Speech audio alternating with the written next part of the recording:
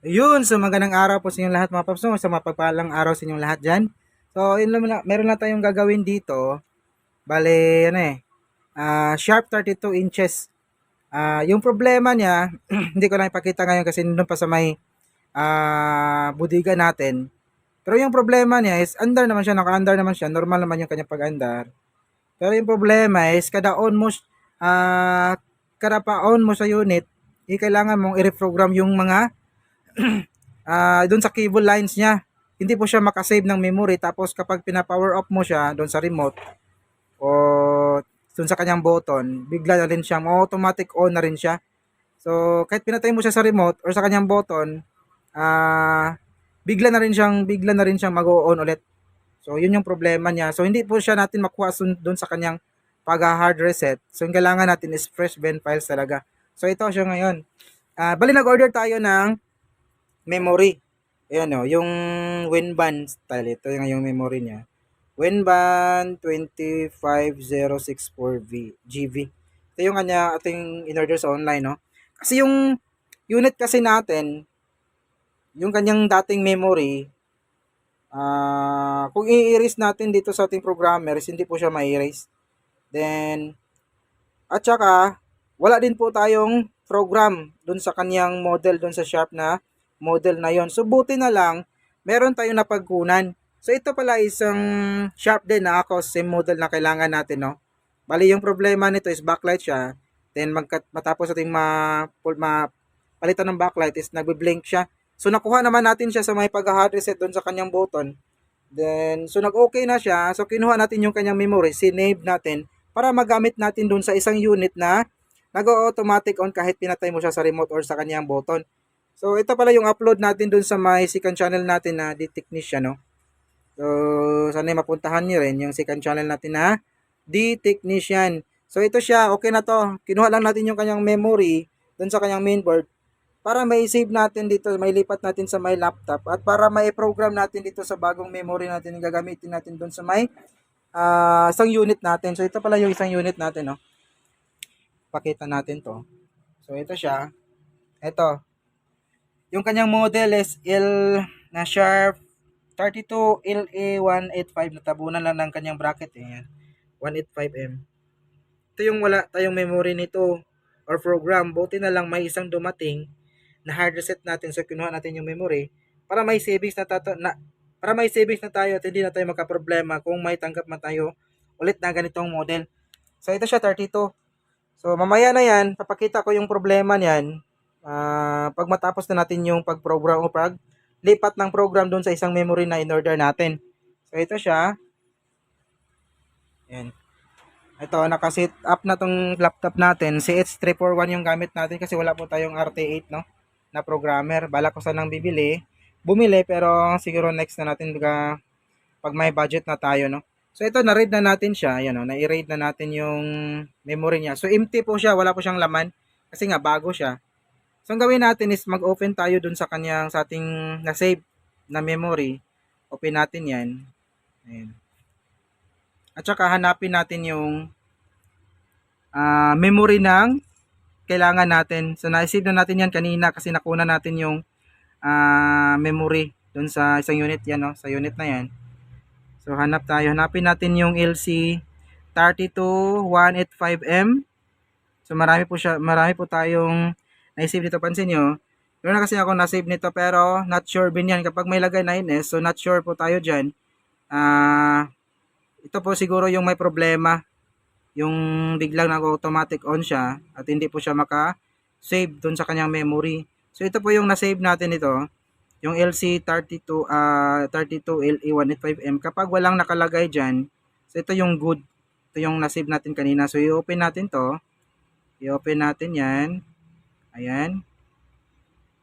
Click pa. Wait. Sandali lang. So ito yung i-open natin. Nako, ka problema. So tingnan natin kung ma-open ba natin 'yan. Baka hindi naman ma-open, no?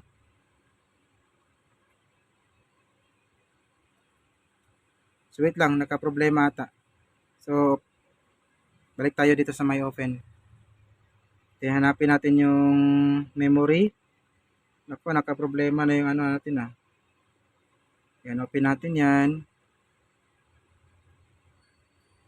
Save. Ayun, nag-okay siya. Then, open tayo ulit. Kasi, parang,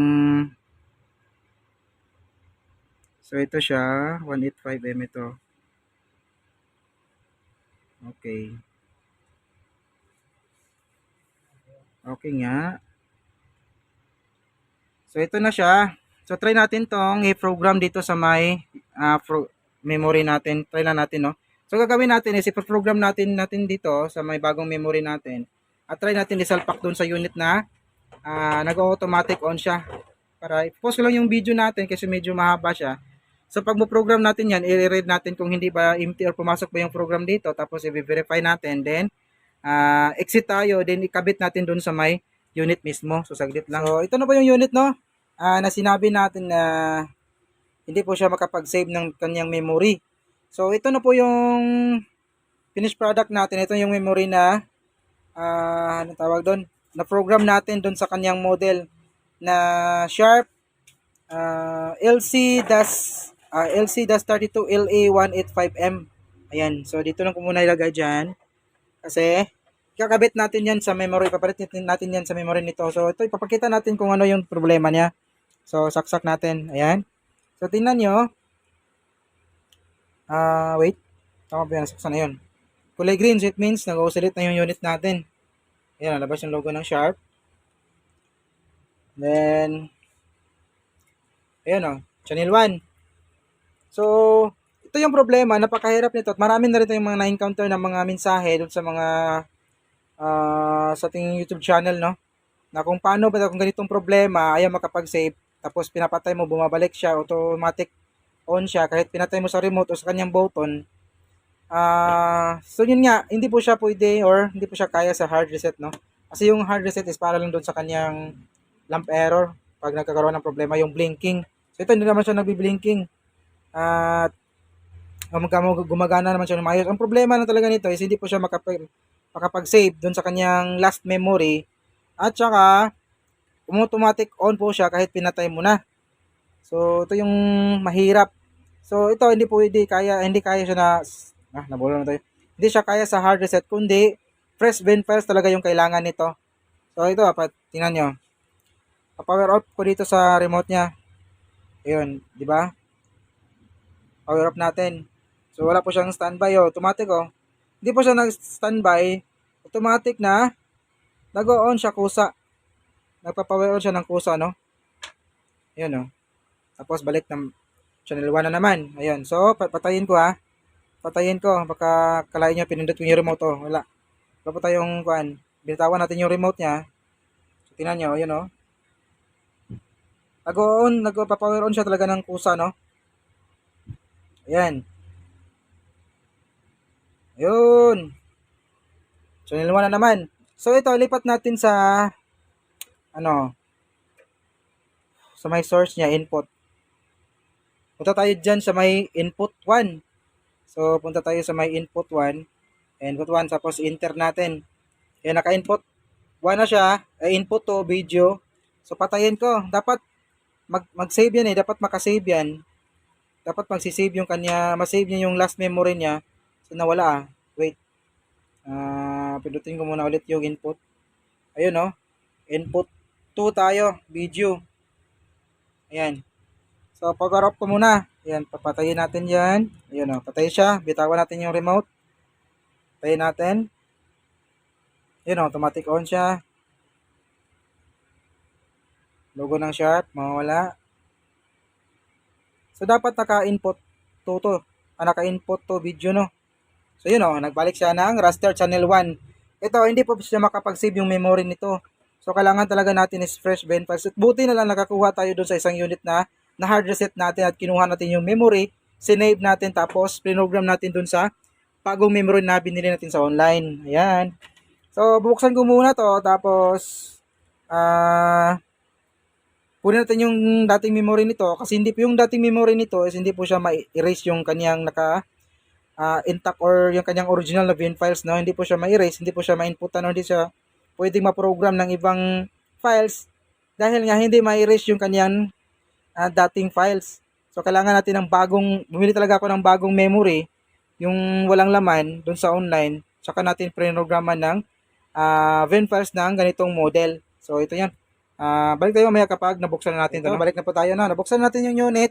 So ito siya. Natanggal pa yung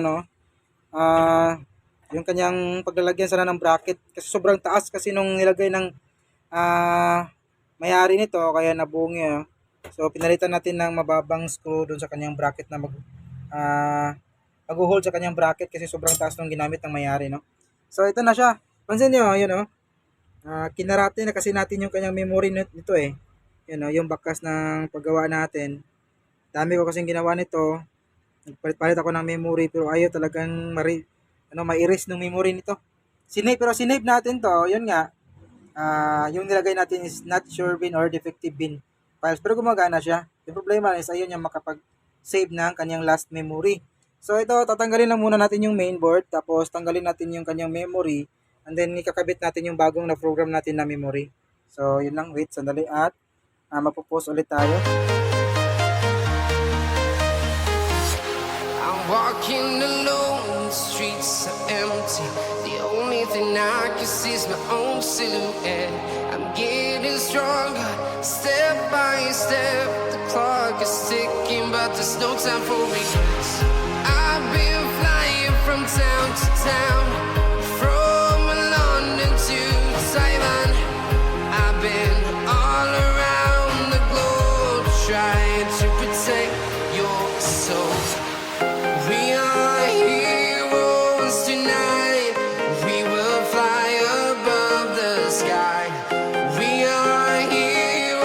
Yun, natapos ating may kabit, no? So, ito na po yung bagong memory na program natin. So, ito yung original niya. Yan dito. Ito yung original niya. Gumagana naman to, pero ayaw na talaga makapag-save sa kanyang last memory, no? May problema na rin siguro yung memory nito. Yan, silagay lang muna natin dyan. And, ito na po yung bago. So, final testing po tayo. It's a moment of truth kung babalik na ba, mag-normal na ba ulit yung unit natin.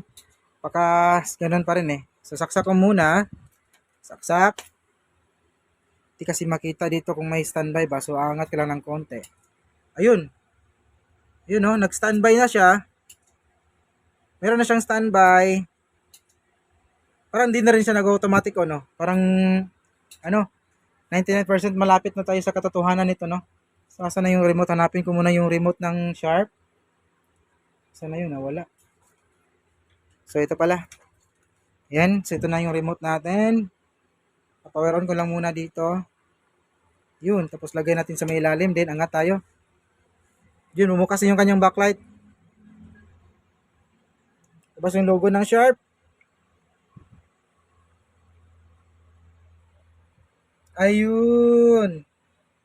Hindi na siya channel 1. Dumoble na yung kanyang 1. Naging 11 na. Ayan So, ito, babalik ta rin ko muna. Itinghaya muna natin yung unit natin para makapag-check tayo na maayos, no? Saglit lang. So, ito na. Nakatinghaya na yung unit natin, no? So, ang gawin natin is, menu. So, punta tayo sa may input niya. Ayan.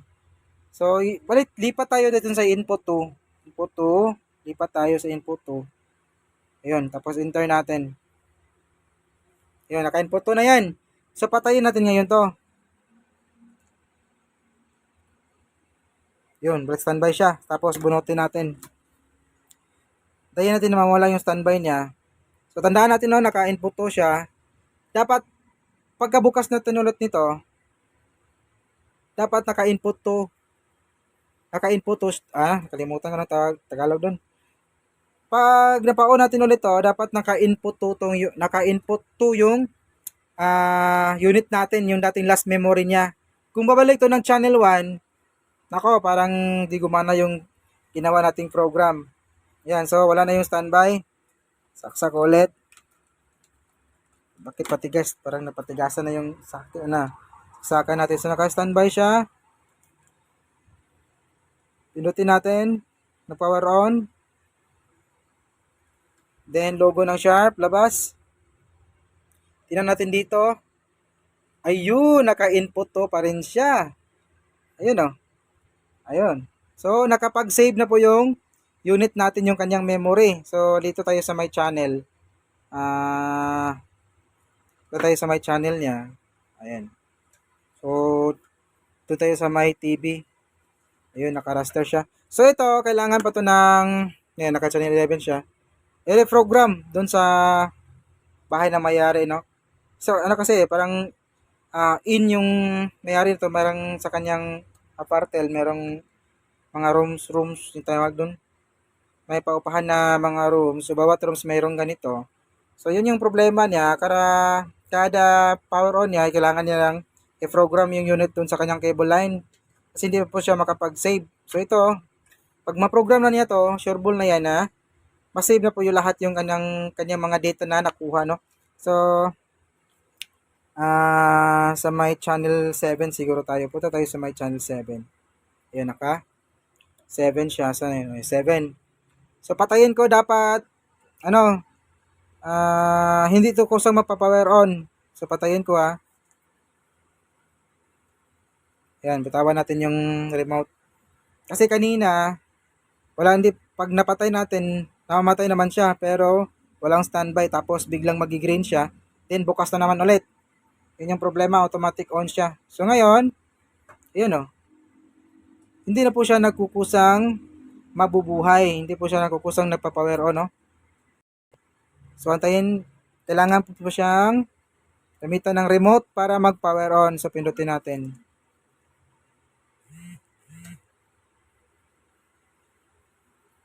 Wait lang at, ayun, bukas na ulit yung unit natin. Yung camera natin, yung video is, parang nagpuputol-putol lang yatong cellphone na to Ayan, bumukas na siya ulit, no? So, normal lang yung unit natin, no?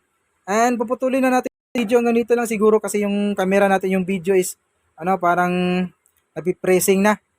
Siguro, malapit na tayo sa katotohanan ng memory nito ng cellphone natin, no? So, hanggang dito lang yung video natin. Maraming salamat sa mga natsagaw na nanood. Kahit pa paano, sanay man ako kay idea, mga kaps, no? Mga ka-tech. So, may God be with us always. And this is your service, Ryan Crosset Tech. See you in our next video. Bye-bye.